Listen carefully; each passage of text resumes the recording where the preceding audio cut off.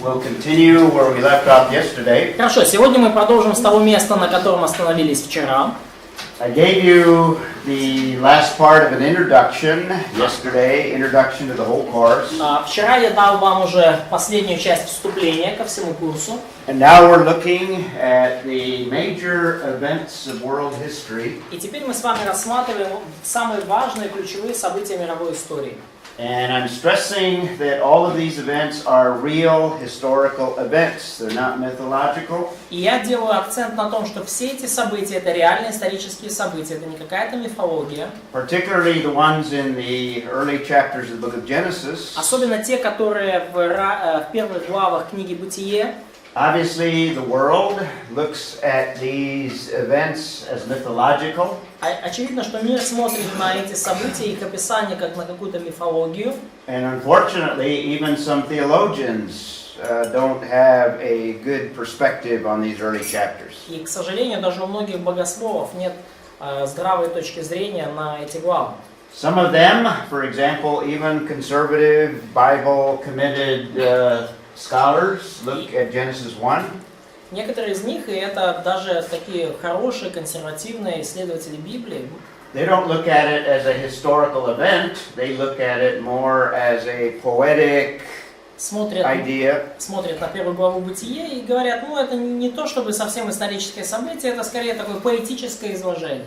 But there's nothing really in the text, even though they give some possible reasoning behind their conclusion. Но хотя они приводят какие-то доводы в пользу своей точки зрения, There's really nothing in the text that tells you that this is poetic or non-historical. в тексте никаких нет указаний на то, что это поэтическая какая-то просто, что это поэма просто или что это не историческое событие. So we started to look at the first major event, creation.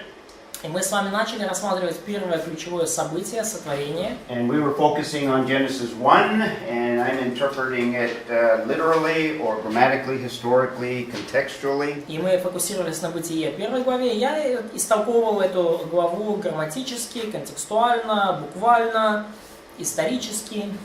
That's why I titled the first 11 chapters as Primeval History. И именно поэтому первые 11 глав я озаглавил, дал общий заголовок, как первобытная история. Or early history, you Или might call it. ранняя мировая история.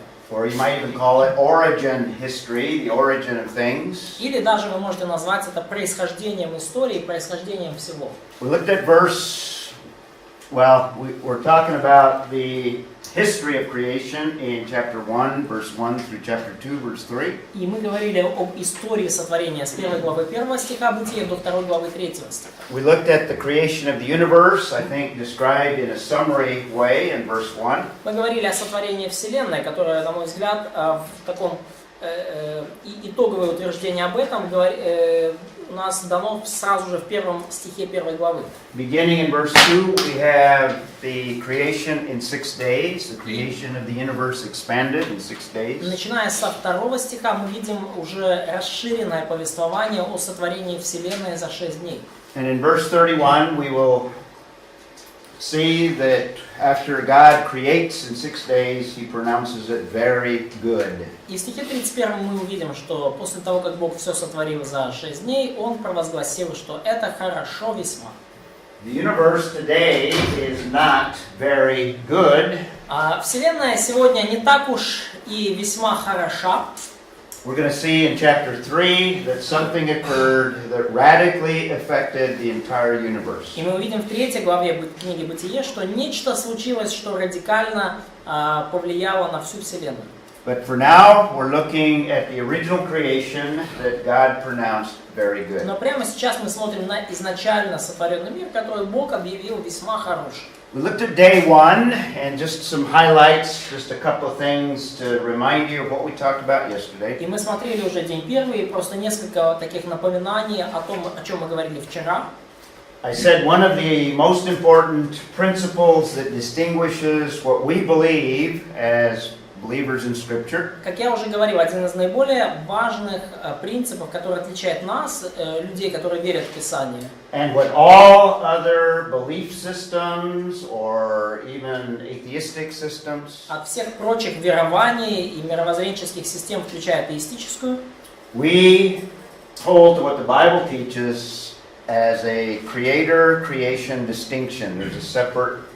мы придерживаемся того, что Творец и творение — это две вообще разные сущности. Да? Мы отделяем творение от Творца.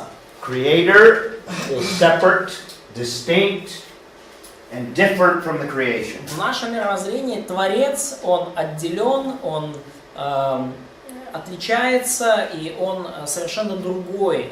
Он не такой, как его творение. Very important.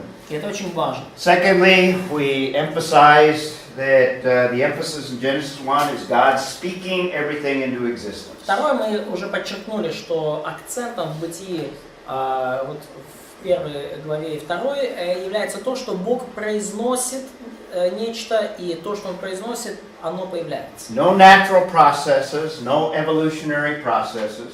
Не видно никаких естественных процессов, не видно никаких эволюционных процессов. God simply speaking everything into existence. Бог просто произносит, и все, о чем Он говорит, появляется. So we emphasize that this gives us a great implication concerning communication or language. И мы подчеркнули, что это дает нам уже прекрасные выводы, уже дает нам основания для языка и для общения, и для говорения. Language, like everything else, finds its origin in God. Язык, как и все остальное, происходит от Бога, его основание в Боге. Let's take a quick look. We won't be able to spend as much time in the other days of creation. Давайте бегло взглянем. Мы не сможем столько времени тратить на исследование всех остальных дней творения. But let's at least summarize them and give the highlights of each of those days. Но давайте, по крайней мере, подведем итог каждого и выделим ключевые аспекты в каждом дне. Vova, why don't you read verse 6, chapter 1, Genesis 1:6. Вова, прочитай, пожалуйста, первая глава, стих 6. Бытие. 1:6 Бытие. Genesis 1:6. 6. И сказал Бог, да будет свод между водами, чтобы отделить воду от воды. Okay. And Kostra, do you want to read verse 7? И Костя, прочитай, пожалуйста, 7 стих. И создал Бог твердь, Читай, да. и создал Бог твердь, делил воду, которая от тверди, от воды, которая от тверди, и стал. Okay.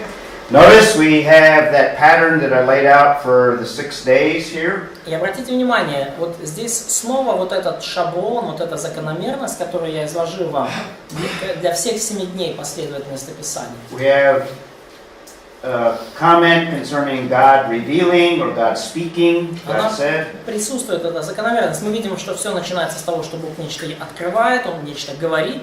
Then we have the content of what He said. Потом мы видим, собственно, содержание того, что Он говорит.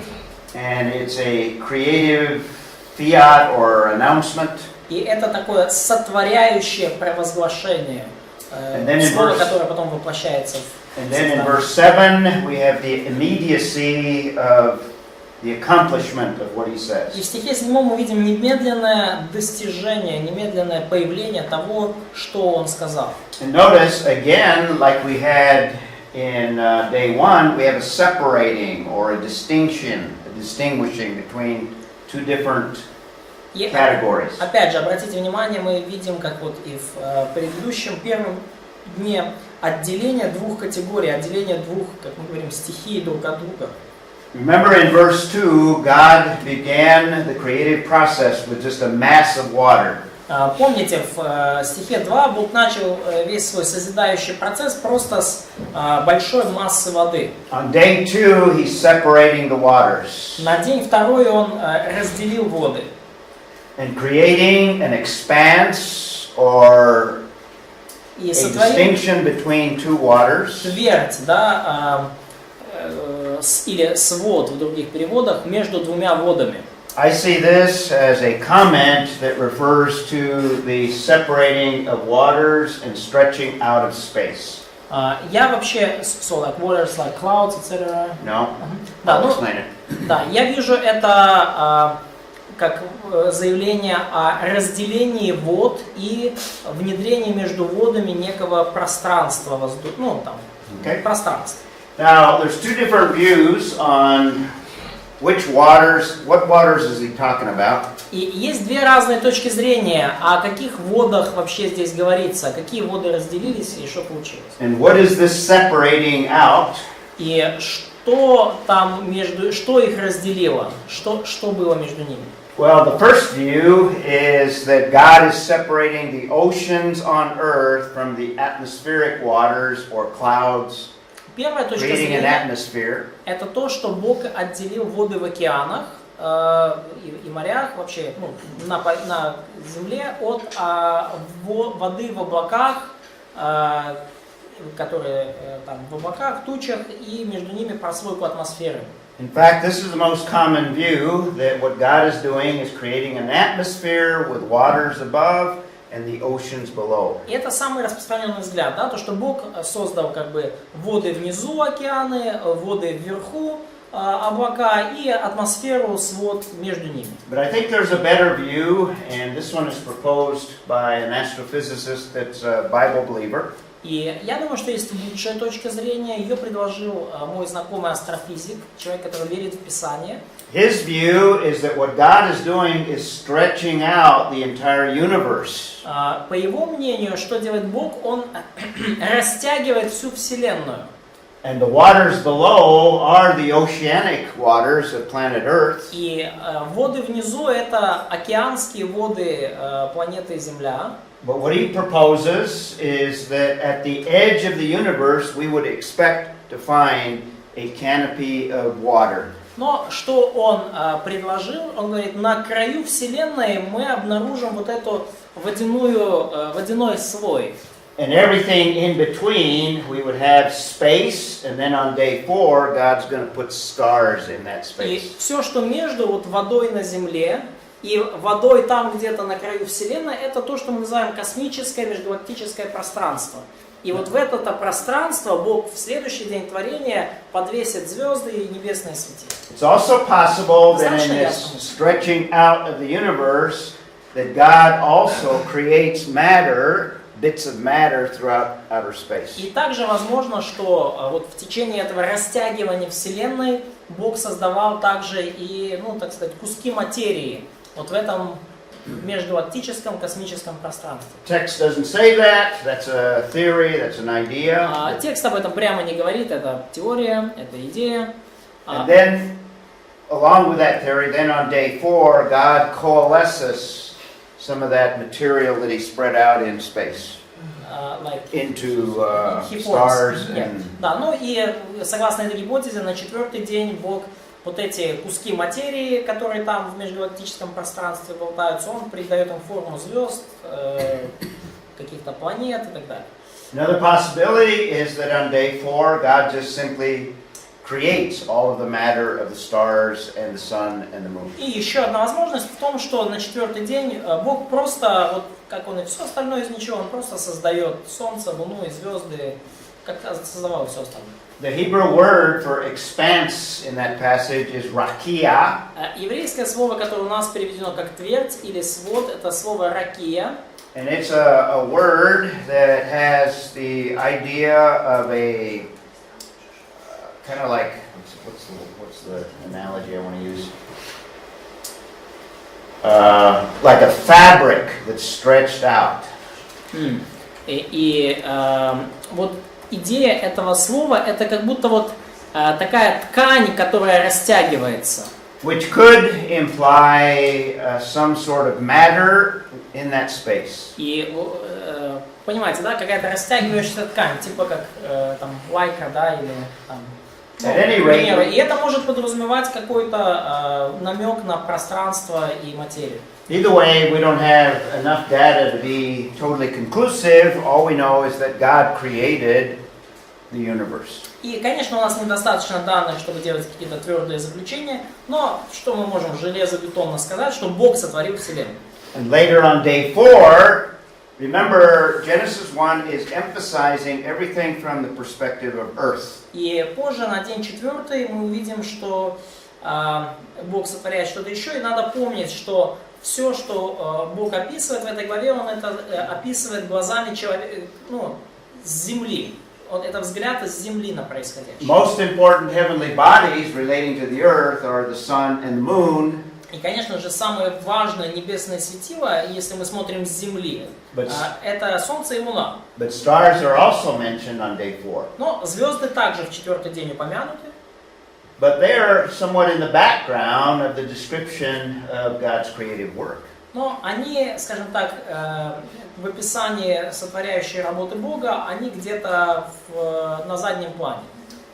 And just kind of, since I'm using this slide, this is the closest galaxy to our galaxy. И поскольку я уже включил этот слайд, то вот скажу, это самая близкая галактика к нашей, галактика-соседка. Our planet, the solar system, is in what is referred to as the Milky Way. Наша галактика, наша Солнечная система находится на Млечном Пути, в галактике Млечный Путь. And the Andromeda galaxy is the closest one to our galaxy. И Андромеда наша ближайшая галактика-соседка. And there are actually billions of galaxies out that have been observed И вообще-то мы уже наблюдаем миллиарды других галактик in space. So on day в 2, космосе.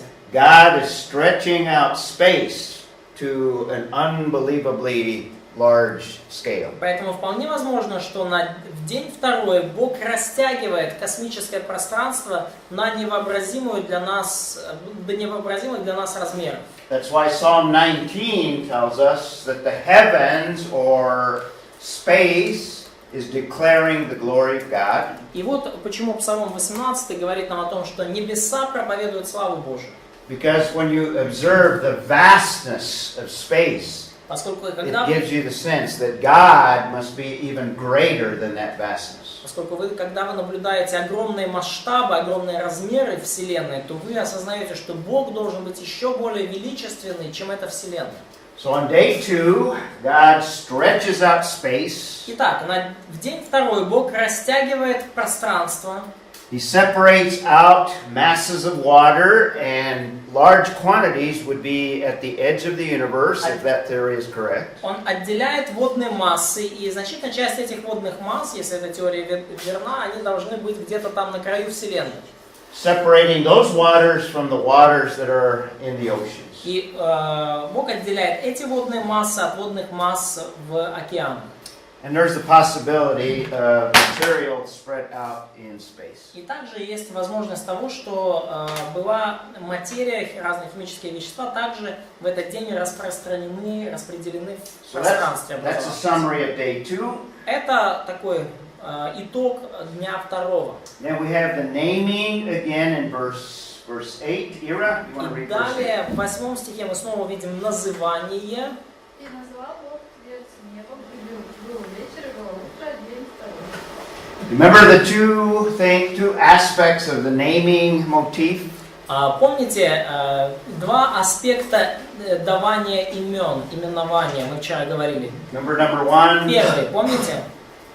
Remember this refers to God, so obviously God what? Да, Would be... помните, что, во-первых, именование в первую очередь относится к Богу, и Бог, таким образом, Он... Remember the two aspects? Два аспекта. So, thinking, intelligence. Great intelligence, the ability to understand the characteristics of that is Да, named. великий разум, способность понимать характеристики именуемых объектов. So God is obviously not only the creator of all of the universe, Потому Бог, очевидно, не просто создатель всей Вселенной, but He has all of the knowledge of astrophysics. но Он имеет все астрофизические знания. He's the ultimate astrophysicist. Он самый крутой астрофизик во всей Вселенной. In fact, he's omniscient. He knows all things. И вообще он всеведущий, он знает все помимо астрофизики. So he's naming the heaven, or he's naming that expanse, he's calling it heaven. И поэтому он именует вот эту твердь, этот небесный свод, называет его небесами. Another word for everything above the earth and all around the earth that we call space. Outer space. So, That's и what это слово для всего, что мы видим над землей, все, что мы видим в космическом пространстве. Мы это все одним словом называем до сих пор небеса. And then he concludes with the typical little phrase, morning and evening, indicating that he's dealing with literal days here, solar days, 24-hour days. И далее Бог заканчивает описание этого дня. Типичная фраза был вечер, был утро, день второй, указывая нам на то, что речь идет о буквальных днях, как у нас вот солнечные дни, 24-часовые, было утро, был вечер. So on day 2 we have the stretching out of space. Поэтому в день второй мы видим растяжение пространства. Let's take a quick look at day 3. Давайте бегло посмотрим на третий день. Sasha, do you want to read 9 and 10? Саша, прочитай, пожалуйста, 9 и 10 стих. И сказал Бог, да соберется вода, которая под небом в одно место, и да явится суша. И стало так. И назвал Бог сушу землей, а собрание вод назвал морями. И увидел Бог, что это хорошо. Okay, notice the pattern. God Обратите speaking. внимание снова на эту закономерность. Бог сказал, Then the content of God's speech or God's words. приводится потом, собственно, что сказал Бог, содержание его слов. The immediacy of fulfillment. God speaks things into existence and they come about. Немедленное Immediacy. исполнение, то есть Бог произносит что-то, и оно появляется немедленно. Notice it says at the end of verse 10, or wait a minute, and it was, verse 9, it was so. Да, обратите внимание, конец 9 стиха. «И стало так». And now we have the naming again. И потом мы видим снова процесс называния. And by the way, what is the second aspect of the idea of naming? Not only the ability to know the characteristics of that is named. И, кстати, какой второй аспект именования, давания имени? Мы помним, что не только интеллект, способность понимать характеристики именуемого объекта, но что еще? Второй аспект. Authority, power. Authority or sovereignty. Да. Власть, владычество над тем или кем кого ты именуешь. Now, obviously, God is sovereign over all the creation. И, очевидно, Бог имеет полную суверенную власть над всем творением. So we have the naming again. Поэтому мы снова видим называние, именование. He calls the dry land earth, eretz, and the waters he called the seas. И назвал Бог сушу землей, а собрание вод назвал морями. And then in verse 10 we have God's evaluation. It's not in every creative day, but we have it on day 3. It is very good, or it is good. В 10 стихе мы видим оценку Божью. Она есть не в каждом дне, но вот в этот раз Бог сказал, это хорошо. So one of the first things that we have here is land masses. God creates the land masses. Одна из первых вещей, которую мы здесь видим, это то, что Бог создает вот эти массы земли, массы как бы твердой But поверхности. there are some definite things that we can say. Но что мы можем определенно сказать? It may not answer all of our questions, but it gives us enough so that we know that God creates all things. Есть у нас как бы много вопросов, но текст говорит достаточно, чтобы мы могли знать все, что нам необходимо. And by the way, if you wanted to come up with a biblical foundation for all of these various sciences, here's your starting point. Кстати, если вы хотите вообще вывести библейское основание для самых разных наук, то вот с первой главы Бытия вы начинаете. Это ваша отправная точка. Obviously, the starting point for the whole science of geophysics would begin with verse 1. Очевидно, что вообще отправной точкой всей геофизики является первый стих книги Бытие. A biblical foundation for chemistry would have to be verse 2. Библейским основанием для химии, по идее, должен быть стих 2. Where you have at least two elements that are present in the original creation that God uses and creates. Когда мы видим, что как минимум два химических элемента уже присутствовали в изначальном творении. You have the beginnings of a biblical foundation for physics, because optics is part of physics. И есть также уже библейское основание для физики, очень, потому что оптика, свет и все такое, это уже часть физики. On day one, В день первый, да, уже свет, оптика, even if you физика. wanted to do a study on the biblical foundation of time, you have to start with the very first word of the Bible. И если вы хотите дать библейское основание времени, то вам тоже надо начинать с первого слова в Библии. If you want to do a biblical foundation for the whole electromagnetic spectrum, Если вы хотите дать библейское основание всему электромагнитному спектру электромагнитных волн, starts with day one. начинайте с первого дня. If you want to do an entire study on oceanography, it starts with day 2. Хотите сделать библейское исследование всего предмета океанологии, начинайте со второго дня сотворения. Could even begin with verse 2, Можно даже со второго дня начать, когда одна водичка там была. even before the first created day there. Даже до первого дня сотворения вот по умолчанию была вода. So you can see where Genesis gives us the beginning of all things. Поэтому мы видим, как книга Бытие дает нам начало, основание всех вещей в мире. Now there's a second thing that is created on day 3, beginning in verse 11. И вторая вещь еще была создана на третий день. Начнем с 11 стиха. Oh yeah, you want to read verse 11? Оля, прочитай, пожалуйста, 11 стих. И сказал Бог: да произрастит земля зелень, траву, сеющую семя, и дерево плодовитое, приносящее породу своему плоду, в котором семя его на земле. И стало так.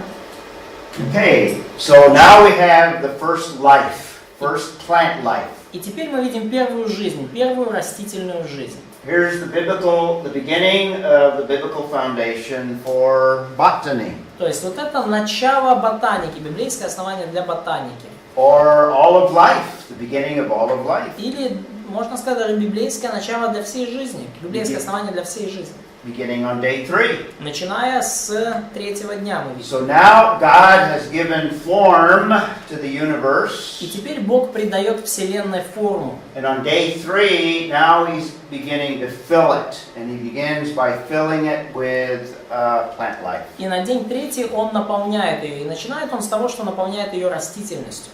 It was formless, now it has form. Земля была безвидна, бесформенна, теперь у нее есть какая-то It форма. was void or empty, Она была пуста, and now God is filling the earth with plant life. и теперь Бог начинает ее наполнять, и наполняет ее растительностью вначале. So we have the origin of land masses and the origin of life. Поэтому мы видим здесь происхождение земельных масс, и мы видим происхождение... Now we'll talk some more about this when we get to the Genesis flood, but Мы больше поговорим об этом, говоря о всемирном потопе. it appears that there's just a separating of the waters from a land mass, not land masses. Но, кажется, имеет место отделение вод от какой-то земельной массы, не масс.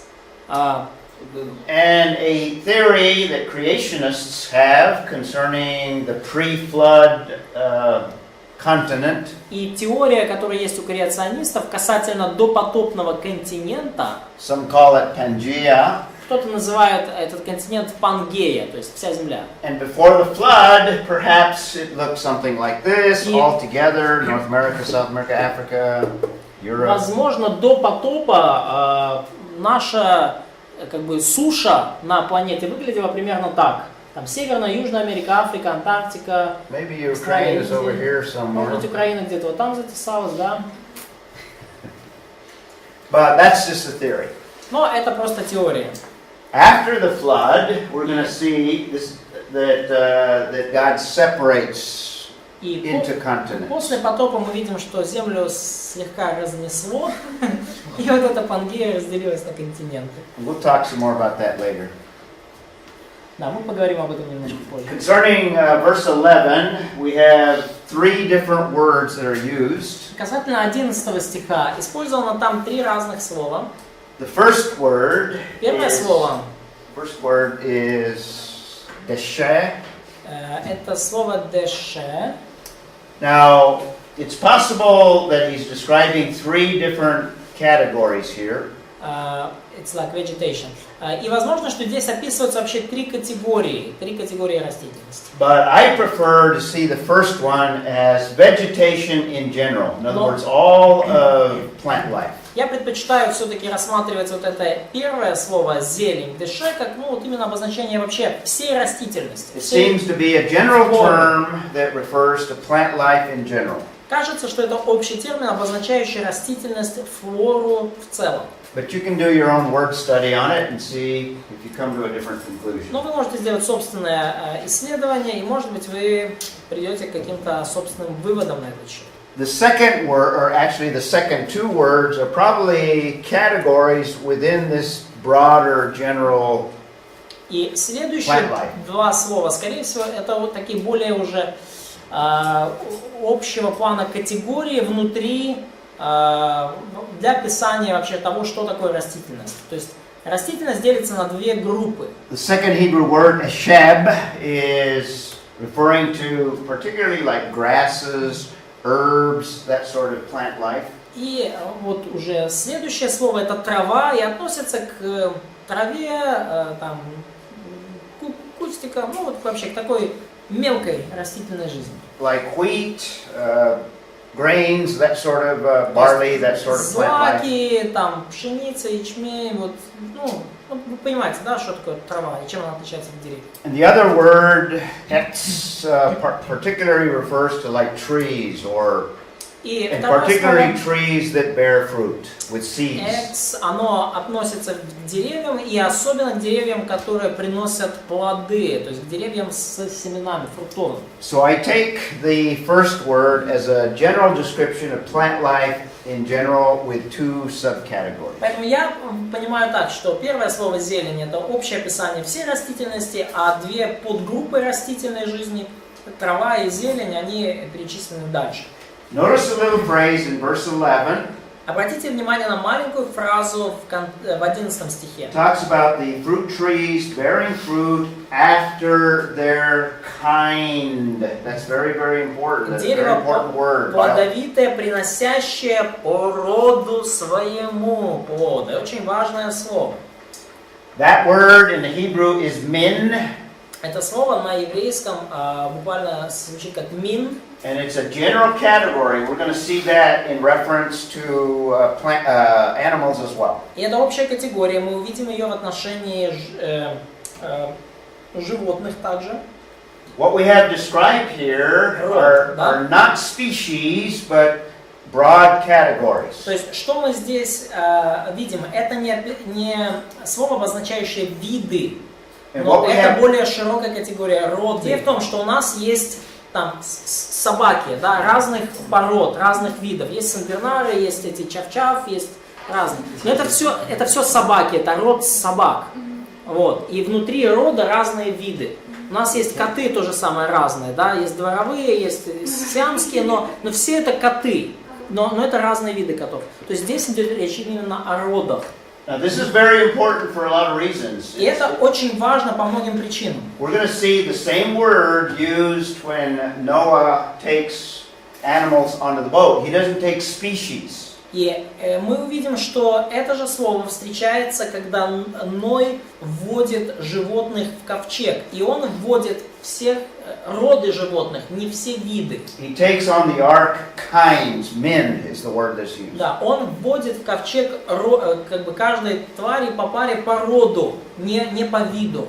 The critics say the ark could not hold all of the various species that we know of today. Критики говорят, ну так невозможно, чтобы ковчег вместил все известные нам виды животных ныне. We have the specific dimensions of the ark, and that would be true. Нам даны действительно конкретные размеры ковчега, и это на самом деле так. Ну невозможно всех вместить, одних котов. But Noah only took on the ark the kinds, the general categories. In other words, the dog kind, the cat kind, the horse kind. Но Ной ввел в ковчег лишь каждой твари по паре каждого рода. То есть он вел 2 каких-то лошадей, 2 каких-то котов, 2 каких-то собак и так далее. Does that make sense? Не всех котов, не всех собак, лошадей. So we have the first occurrence of that word that's translated kind. In the Hebrew, it's this broader category of plants as well. То есть мы видим здесь, вот первое, здесь встречается упоминание в Библии вот этого слова «род». И это то же самое относится к растениям, как и к животным. And then in verse 12, Katya, do you want to read that one? И стих 12, Катя, прочитай, пожалуйста. «И земля траву що насіння розсіває за родом її, і дерево, що приносить плід, що насіння його в нім, за родом його, і Бог побачив, що добре воно». And notice after their kind again, God saw it was good. По роду своему снова и снова, и видел Бог, что это хорошо. Okay, so the immediacy of fulfilling what God had То есть и снова мы spoke видим into existence. немедленное исполнение того, что Бог произнес.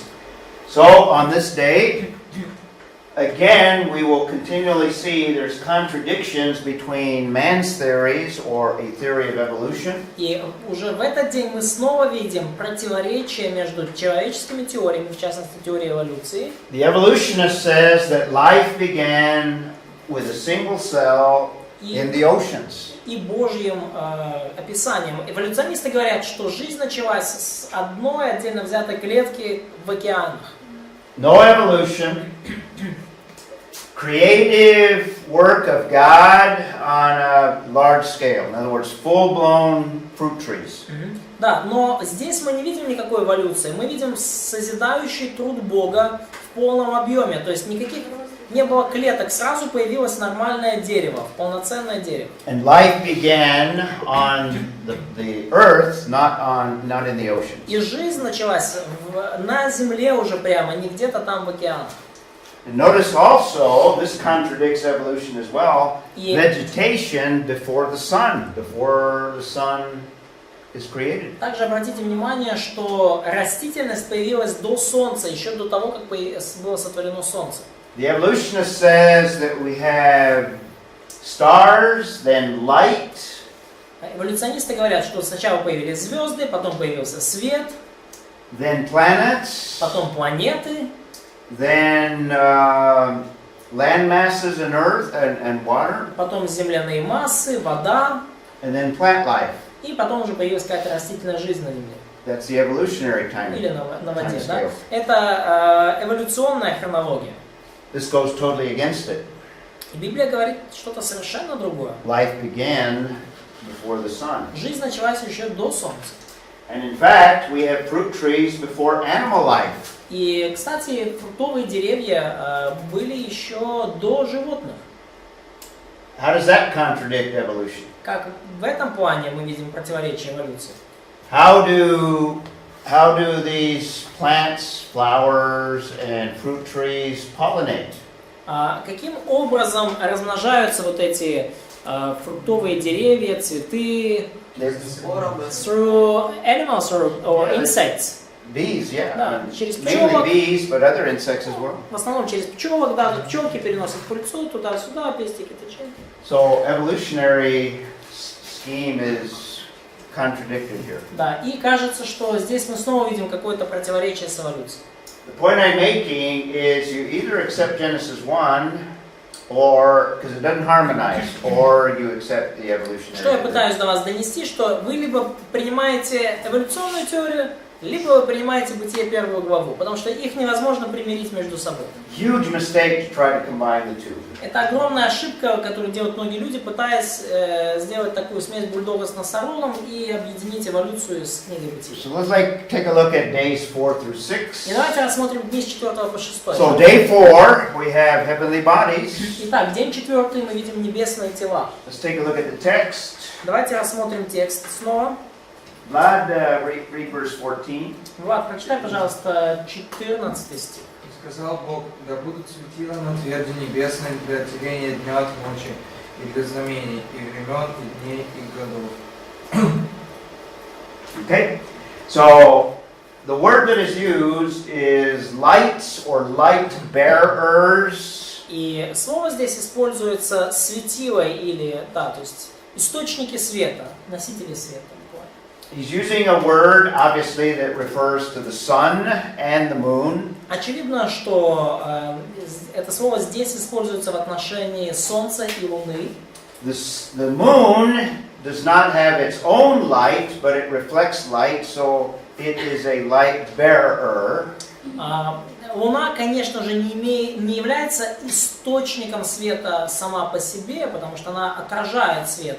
Но она все равно в определенном смысле как светильник наш. Да? And we know that we derive a lot of the night light from the moon. И мы знаем, что мы много, значительная часть света, который у нас есть ночью, мы получаем как раз таки от Луны. So the word that is used is appropriate for both the sun and the moon. Поэтому слово, которое здесь используется, оно в одинаковой мере подходит и к Солнцу, и к Луне. The sun obviously is a source of light, and it is a light bearer as well. Да, и Солнце, очевидно, является источником света, ну и оно также и светило, то есть оно светит. Луна источником света не является, но все равно светит. And again, the emphasis is on the most important heavenly bodies in relationship to earth. И акцент, конечно же, делается на самых важных небесных светилах с точки зрения. Now, one major thing that this order presents a problem for some theologians. И одна вот такая важная вещь, почему вот здесь возникает проблема у многих богословов. Now, this doesn't pertain to the unbelieving world, but within the church, within Christianity, there's a view of Genesis called progressive creationism. Это уже не относится к неверующим, да, к светскому сообществу, но внутри христианских течений появилось такое направление, как прогрессирующий или прогрессивный креационизм. And a literal interpretation of the passage and taking the sequence in its proper order. So they view it like literal, yeah? Or No. We view it literally. They have to play with the text. Да, и мы рассматриваем текст буквальным образом, мы воспринимаем это как действительно все именно в таком порядке произошло, а им приходится уже заигрывать с текстом. In other words, if you interpret the passage in a normal, straightforward, literal or grammatical historical approach, иными словами, если вы истолковываете отрывок буквально, грамматически, историческим методом, it refutes the idea of progressive creationism. то от идеи прогрессивного креационизма не остается камня на камне. I don't want to get into a lot of detail on this. You'll probably talk about this in the next course. Я не буду сильно вдаваться здесь в детали, вы по всей вероятности будете говорить об этом на следующем But I've mentioned a lot of theologians have a real hard time with Genesis 1. Но я уже говорил вам, что у многих богословов большие проблемы возникают при подходе к бытию в первой главе. It doesn't fit the present theories of a lot of science. Поскольку Бытие 1 не соответствует текущим теориям, которые есть во множестве наук. What I'm proposing is that those theories are not right. Those theories are wrong. Что я предлагаю, что я считаю, что эти теории неправильные, они ошибочны. Come up with a proper theory, I think you have to come to the text first because it is the final authority. Я думаю, для того, чтобы выдвинуть правильную теорию, вам нужно начинать с текста Писания, потому что именно он является конечным авторитетом. And there are several, you don't hear much about them because these others get all of the press, if you will, or all of the... Есть хорошие библейские теории, но, конечно же, вы о них особо не услышите, потому что все остальные теории занимают все пространство в масс-медиа. But there are Bible-believing scientists, world-class scientists. Но есть ученые мирового класса, верящие при этом буквально в Писание. Two of them come from the same city that I come from. Двое из них родом из того же города, что и я. One of them is a world-class physicist. Один из них физик мирового класса. The other one's a world-class geophysicist. И другой, он геофизик мирового класса. They have high respect for Scripture. They believe it's inspired and inerrant. Они очень высоко почитают Писание, они верят, что это богодухновенная, безошибочная книга. And they use Genesis 1 along with the rest of what Scripture teaches И они используют Бытие 1 главу и также все остальное, чему учит Писание. as the starting point for all their research. И они используют эти тексты как отправную точку для своих исследований. One of them worked, he was retired now, but he worked for Sandia National Labs, a national laboratory in my country. Сандия. Сандиего. И один из них трудился в, я так понимаю, национальной лаборатории Сандиа или Сан-Диего в моей стране. Yeah, his name is Russ Humphreys. He's written a couple of books. И зовут его Рас Хамфрис. Yes. Рас Хамфрис, он написал несколько книг. The other one works at or used to work, he retired as well, Los Alamos National Laboratories, another national laboratory. И другой из них, он трудился в национальной лаборатории Лос-Аламос, он тоже уже как бы на пенсии. His name's John Baumgartner. И его зовут Джон Baumgartner. Both these men are committed to Scripture. И оба этих брата, они посвящены Писанию. World-class scientists. И это ученые мирового уровня. They start their research by looking at what the Bible has to say about the area of their research. И они начали свои исследования с того, что же Библия говорит о вообще как бы теме их исследования. And by the way, that Los Alamos National Laboratory is where they developed the atomic bomb for the very first time. Ну и, кстати, национальная лаборатория Лос-Аламос в штате Нью-Мексико – это та самая лаборатория, где создали первую атомную бомбу. So it is the place where they've done historically a lot of the major, at least, research related to national issues. Поэтому это то место, где в прошлом и в настоящем производится множество очень серьезных исследований общенационального масштаба. The point I'm making is that there are a lot of theologians that are intimidated by the scientific theories. These two that I mentioned are not. И что я хочу сказать, я уже упоминал, что есть много богословов, которых вот эти ученые светские просто как бы запугивают, прессуют, и они уже как бы затыкаются, да, и эти двое не затыкаются. Because they're intimidated by what they think science has determined, which it has not. И остальные богословы без такой подготовки, они, конечно, прогибаются под то, что якобы узнала наука, и хотя это еще не такой уж и факт. They have come up with alternative theories in order to interpret the Genesis text. Но эти двое, они выдвинули альтернативные теории, которые позволяют истолковать библейский текст. In fact, that whole area of whether the earth is billions of years old or relatively young, that's one of those issues within Christianity. И, кстати, вот вопрос о том, что сколько лет Земле, миллиарды лет или все-таки как Земля моложе, да, теория молодой Земли, это большой вопрос внутри даже христианских течений. Those theologians that believe that the earth is billions of years old have been intimidated and accept the current scientific ideas. То есть богословы, которые верят в то, что Земле там миллиарды лет, они как раз-таки подверглись прессингу со стороны научных светских идей и прогнулись.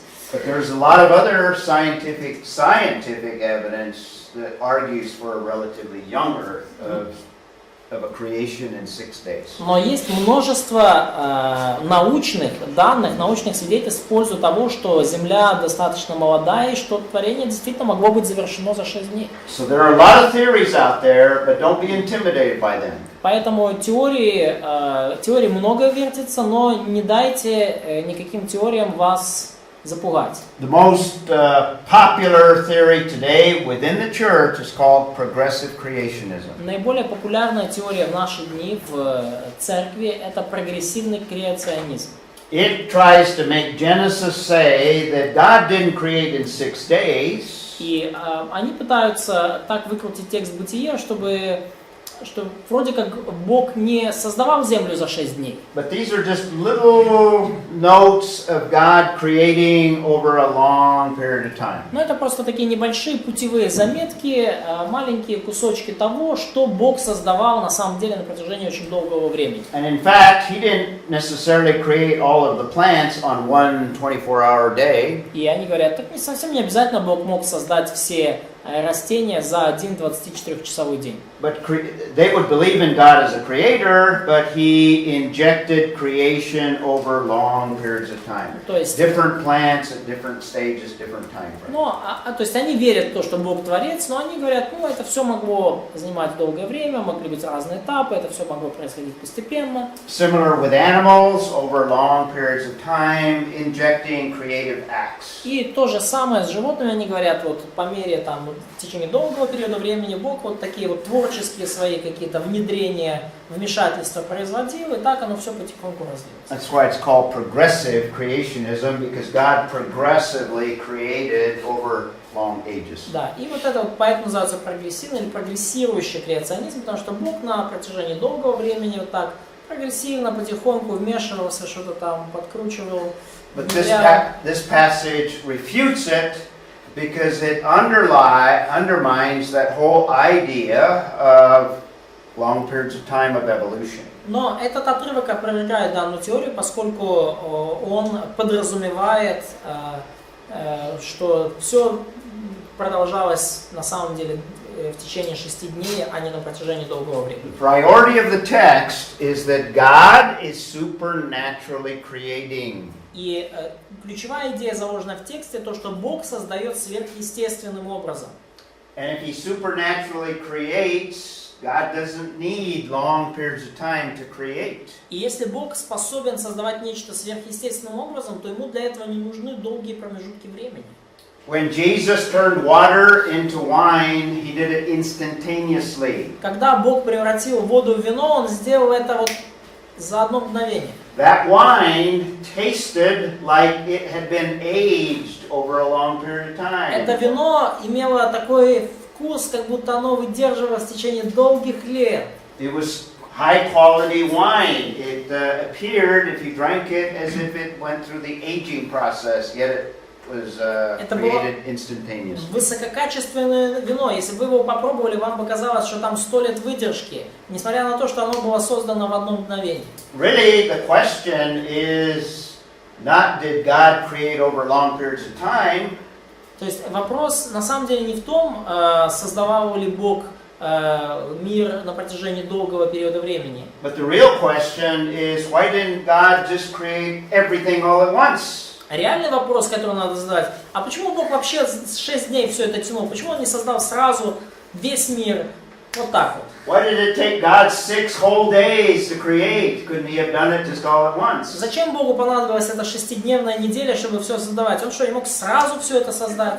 Ні, щоб ми також по його прикладу працювали. So maybe it's like the image for us and the pattern for us to live and to work. Exactly. In Совершенно fact, верно. God created in 6 days because later in the law He sets a pattern for the work week. Да, но на самом деле совершенно верно говорит Олег, и позже в законе Бог указывает, что Он заложил вот этот вот 6-дневный принцип, чтобы сформировать для нашей жизни принцип рабочей недели. With 1 day of rest. 6 дней работы, 1 день отдыха. So the passage refutes these theories of men because we have a higher priority in trusting in God's word. Поэтому отрывок опровергает человеческие теории, если мы отдаем Божьему Слову наивысший приоритет.